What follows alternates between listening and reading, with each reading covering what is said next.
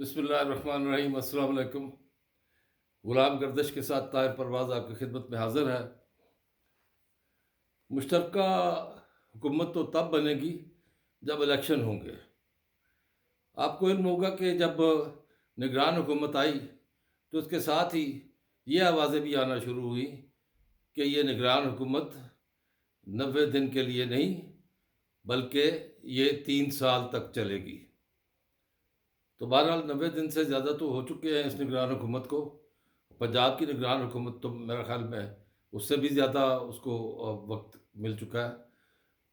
اب یہ کیا نیا منصوبہ آ رہا ہے کہ ایک اور مشترکہ حکومت کا منصوبہ؟ دیکھیں، پاکستان کو ایک تجربہ گاہ بنایا گیا ہے اور یہاں سیاسی تجربے بہت ہوئے ہیں اور وہ کیے غیر سیاسی عناصر نے، اور غیر سیاسی عناصر جو ہیں وہ بہت طاقتور ہیں اور وہ خود کو عقل کل سمجھتے ہیں۔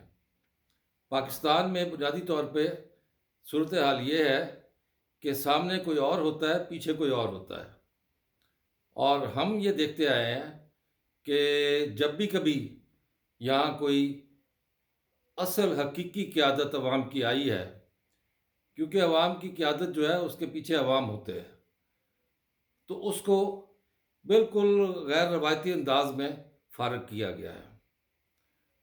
لیکن پچھلی جو حکومت تھی پی ڈی ایم کی، اس کا تجربہ سامنے رکھتے ہوئے اب یہ ایک نیا تجربہ کیا جا رہا ہے کہ اسی طرح آپ سب مل بیٹھ کر حکومت چلائیں اور حکومت میں رہیں۔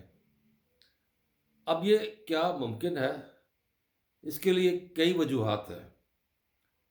آپ نے آصف زرداری کا حامد میر کو انٹرویو سنا ہوگا جس میں انہوں نے کہا کہ کسی کے پاس بھی سویپنگ میجورٹی نہیں ہوگی، کسی پارٹی کے پاس بھی۔ سیاسی پارٹیاں دعوے کرتی ہیں لوگوں کو اپنی طرف راغب کرنے کے لیے، اور اس میں بہت کچھ کہا جاتا ہے، لیکن یہ کہنا کہ کسی کے پاس نہیں ہوگی اور ہمیں مل جل کر کام کرنا چاہیے۔ اور مری میں بھی نواز شریف نے یہ کہہ دیا کہ ہم سب کو ساتھ لے کر چلیں گے۔ اب اس میں ایک مسئلہ یہ آ رہا ہے کہ زرداری صاحب فرماتے ہیں کہ ہم نے جو 1.5 سال کی حکومت تھی، ہم نے اس میں پی ایم ایل این کو جگہ دی اور یہ معاہدہ ہوا تھا کہ اگلی باری ہماری ہوگی۔ اب یہ اگلی باری ہماری ہوگی، یہ اپنی جگہ کس حد تک درست ہے اور کس لیول تک یہ بات ہوئی تھی، اور کیا یہ میثاق جمہوریت کا حصہ تھا، یہ اب دیکھنے والی بات ہے۔ اس پہ کوئی نہ کوئی بات ضرور سامنے آئے گی۔ لیکن میں نے شروع میں کہا تھا کہ اگر الیکشن ہوئے تو پھر مشترکہ حکومت۔ میں نے یہ کیوں کہا تھا؟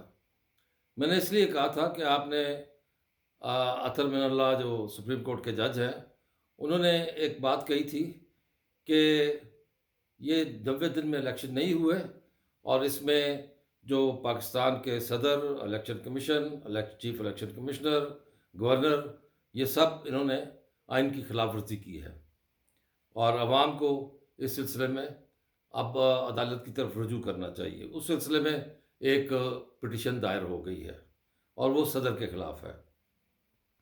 صدر بنیادی طور پہ اپنا عہدے کی مدت مکمل کر چکے ہیں اور وہ اس وقت عبوری صدر ہیں، اور اگر عبوری صدر کو اس پاداش میں کہ انہوں نے آئینی اختیار استعمال نہ کیا اور اس آئینی استعمال کے تحت انہیں 90 دن کے اندر الیکشن کی ڈیٹ دینی تھی، وہ انہوں نے نہیں دی، تو اس صورت میں اب صورتحال یہ بنے گی کہ صدر تو فارغ ہو جائیں گے، صدر عارف الوی، وہ ویسے بھی عبوری صدر ہیں، اور چیئرمین سینٹ جو ہے وہ ان کی جگہ آ جائیں گے، اور چیئرمین سینٹ کی جگہ ڈپٹی چیئرمین سینٹ جو ہے وہ لے لیں گے۔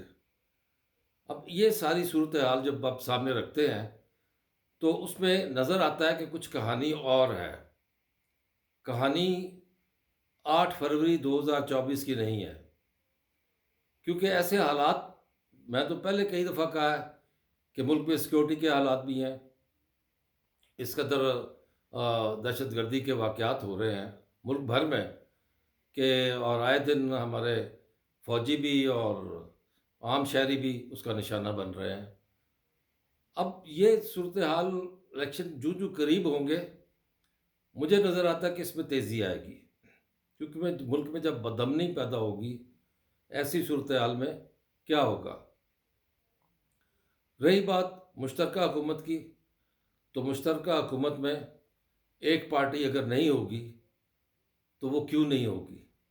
کیونکہ مشترکہ حکومت میں اگر ساری پارٹیاں پی ڈی ایم کی اور پیپلز پارٹی ایک طرف ہے، وزیر اعظم کوئی بھی کسی کا پارٹی کا بھی آپس میں مشاورت سے یہ طے کریں گے، پھر دو پارٹیاں ہیں، جماعت اسلامی اور پی ٹی آئی، یہ اپوزیشن میں ہوں گی۔ اگر کوئی بات آپ کے ذہن کو دل کو لگتی ہے، لائک کیجیے گا، دوستوں کو شیئر کیجیے گا، سبسکرائب ضرور کر دیجیے گا پلیز، اور اپنے کمنٹ ضرور دیجیے گا۔ اللہ نگہبان۔